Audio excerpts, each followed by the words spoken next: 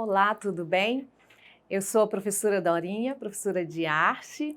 Estarei com vocês mais uma vez nessa nossa aula e com certeza vocês, alunos do 7º ano do ensino fundamental, têm acompanhado as nossas aulas e eu já agradeço por isso, certo? Eu quero fazer uma correção, que na última aula eu falei para vocês que a aldeia Machacali era de origem do estado de Mato Grosso do Sul, mas eu errei, fiz uma citação errada, é de Minas Gerais, tá bom? Então, a aldeia Machacali, ela é do estado de Minas Gerais, certo?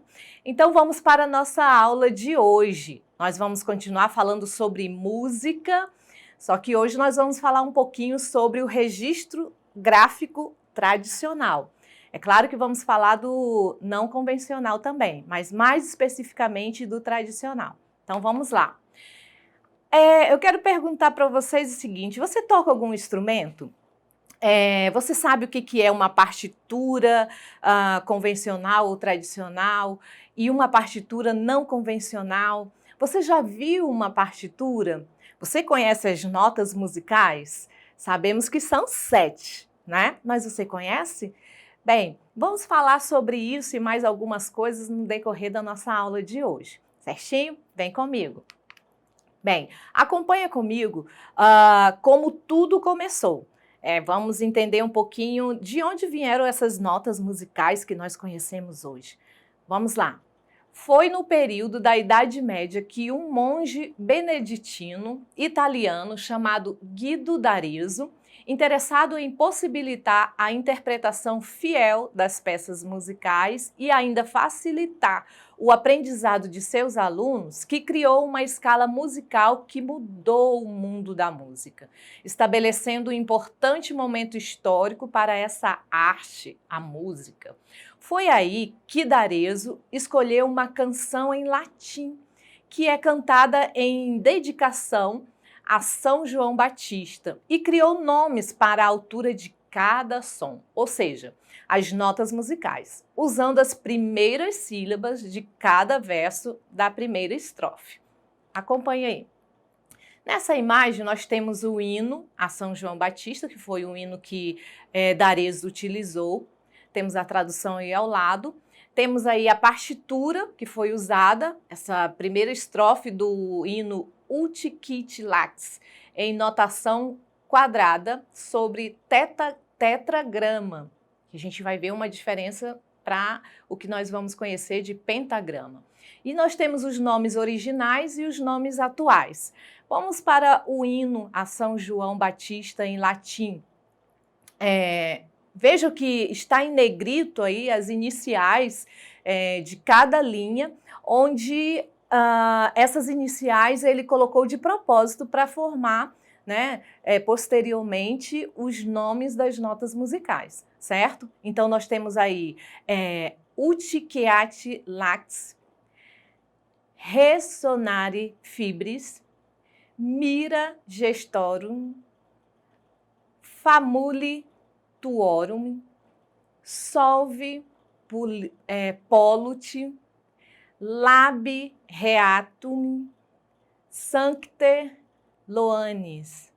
Então vejam que as primeiras sílabas, né, de cada frase, de cada linha, você tem o início as iniciais compõem o nome das notas musicais que nós vamos conhecer posteriormente. Então a tradução fica: para que nós, teus servos, possamos elogiar claramente o milagre e a força dos teus atos, absolve nossos lábios impuros, São João. Então essa é a letra do hino a São João Batista. Aí nós temos os nomes originais: Ut, né, que corresponde à nota Dó, né, que é o nome atual, que ele primeiro criou o Ut, depois, anos depois, né, ela foi mudada para Dó, certo? Aí nós temos o Ré, o Mi, o Fá, o Sol, o Lá e o Si, tá? Que o Si também antes era só o S, né, também foi mudado para o Si, certo?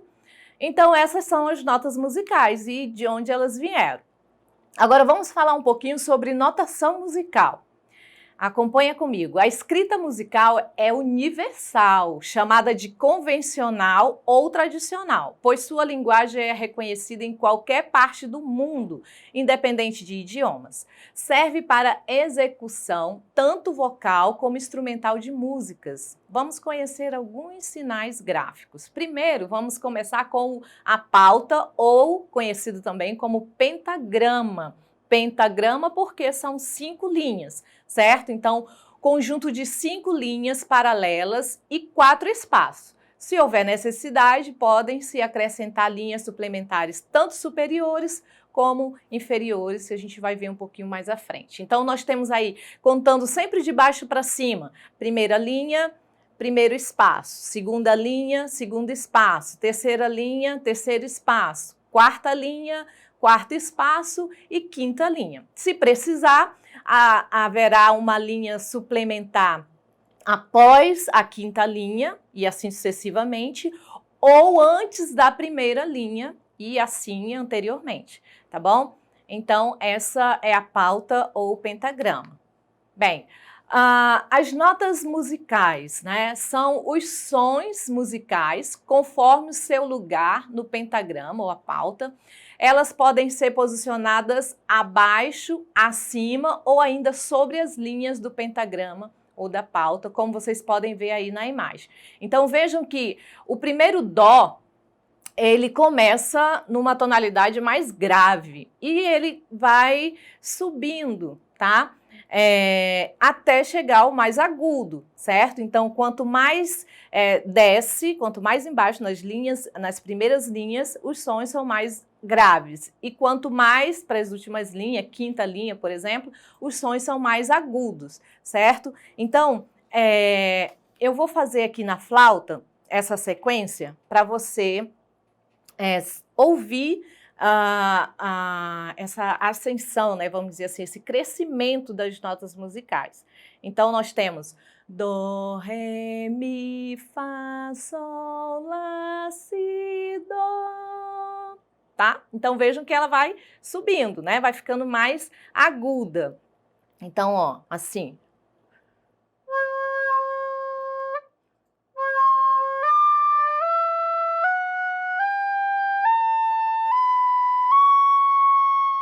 Perceberam? Né? Então, ela vai ficando, né, do mais grave, do dó mais grave para o mais agudo. Novamente, ó.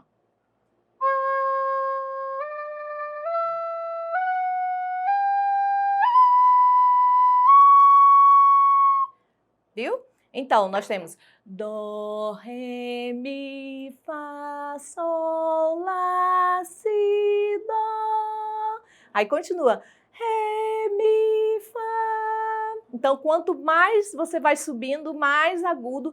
Alguém até já disse que as linhas, tanto para cima quanto para baixo, elas são infinitas, dependendo de como a pessoa consegue fazer essas notas, né? Claro que vai ficando mais agudo e também mais grave, certo? Então, vamos lá, continuando. Nós temos também as oitavas, né? Chama-se oitava o conjunto de notas que vão de dó a dó. Dó, Ré, Mi, Fá, Sol, Lá, Si, Dó. Nós temos uma oitava.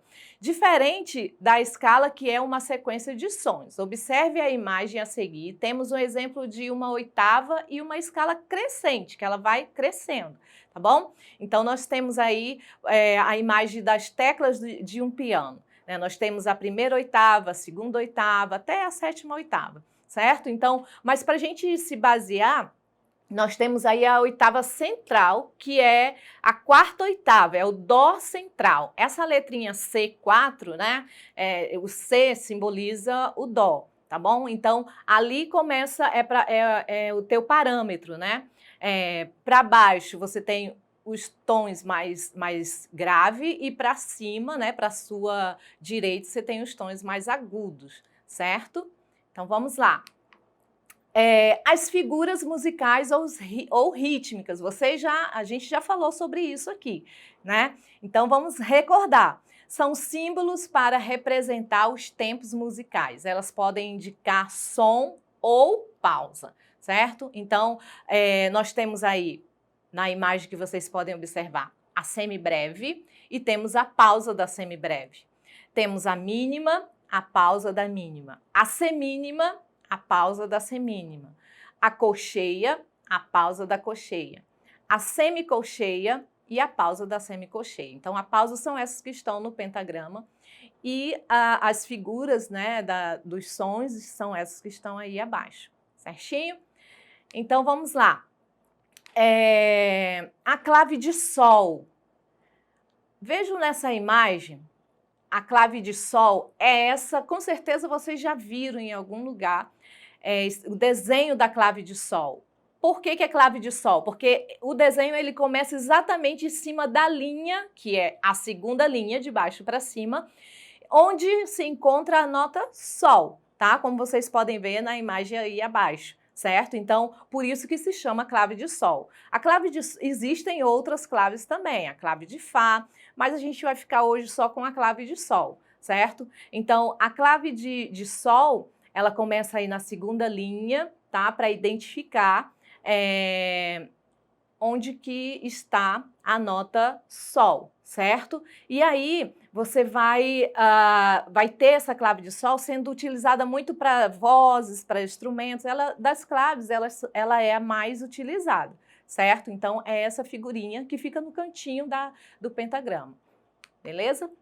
Bem, e uma partitura não convencional? A gente viu que a partitura convencional ou tradicional, ela é utilizada em qualquer parte do mundo. Se a gente pegar, por exemplo, a Nona Sinfonia de Beethoven, a partitura da Nona Sinfonia de Beethoven, qualquer músico vai poder tocar aqui no Brasil, no Japão, nos Estados Unidos, em qualquer lugar do mundo ele vai poder pegar essa partitura e tocar, porque ela é universal. Já a partitura não convencional é uma partitura que você pode criar, né? Então acompanhe aqui comigo. Chamamos de partitura não convencional os registros de qualquer pessoa ou que qualquer pessoa pode fazer utilizando símbolos de acordo com sua conveniência. Onde a bolinha azul é bater palmas, né? O triângulozinho vermelho é bater o pé no chão e a hastezinha verde, né, é o momento do silêncio. Então, você pode fazer aí nessa sequência que está organizada aí nas linhas, certo? E você pode criar também a sua própria partitura não convencional. Relembrando o que nós estudamos hoje. Falamos sobre a escrita musical, que foi Guido D'Arezzo que trouxe para nós essa novidade. Falamos sobre a pauta, o pentagrama, as notas musicais, a oitava, as figuras musicais ou rítmicas, a clave de sol e a partitura não convencional. Vamos para a nossa atividade. Bem, a atividade de hoje é o seguinte. Vamos criar uma partitura não convencional. Observe o exemplo e crie a sua partitura. Lembre-se de colocar a legenda para as figuras que você usou na sua partitura não convencional. Compartilhe com seus colegas da sua turma e veja se consegue realizar a prática uns dos outros, tá certo? Então coloque o seu colega para fazer a sua partitura e faça do seu colega, façam essa troca, certo? Não esqueça de fotografar a sua partitura e enviar para o seu professor. Beleza? Gente, eu fico por aqui, que vocês se cuidem, não esqueça de acessar a plataforma Eduque e até o nosso próximo encontro. Tchau, tchau!